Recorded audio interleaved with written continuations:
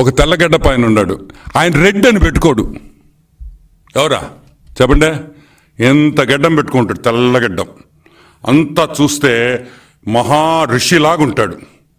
ఆయన చూడంగానే మనకి కొంచెం వైబ్రేషన్ వచ్చేస్తుంది.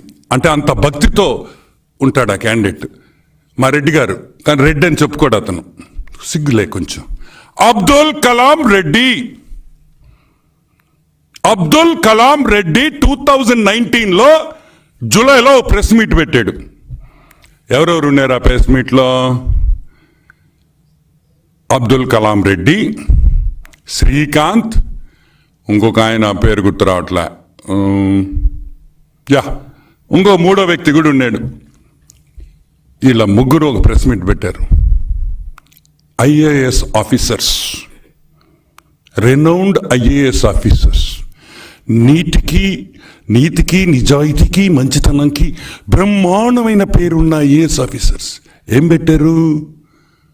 చంద్రబాబు నాయుడు తప్పు చేశాడు, పీపీఏ తప్పు, చంద్రబాబు నాయుడు టైంలో సిబిఎన్ గారి టైంలో చేసిన పీపీఏ తప్పు అన్నారు. అది తప్ప కాదా నేను చెప్తా అవతల. ఈరోజు ఆ ముగ్గురు పెద్ద మనుషులను అడుగుతున్నా, రండయ్యా రండి, అబ్దుల్ కలాం రెడ్డి రా, మా ఆఫీస్లోనే కూర్చో, ఈడే ప్రెస్ మీట్ పెట్టు, క్షమాపణ కోరు నాయనా, క్షమాపణ కోరు చంద్రబాబు నాయుడికి.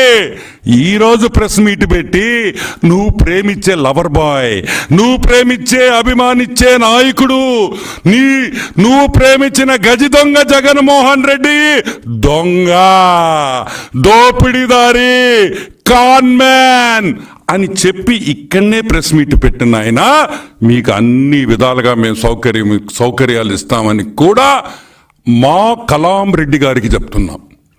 సిగ్గు ఉండాలి. ఒక ప్రెస్ మీట్ పెట్టేటప్పుడు ఒక గవర్నమెంట్ అఫీషియల్గా ఉంది, ఒక ఐఏఎస్ ఆఫీసర్గా ఉండి చంద్రబాబు నాయుడిని, సిబిఎన్ గారిని పేరు పెట్టి చెప్తావా? ఆంధ్ర రాష్ట్ర గవర్నమెంట్ జరిగిన ఒప్పందం అని చెప్తావా? సిగ్గులేదా మీకు? సిగ్గులేదా?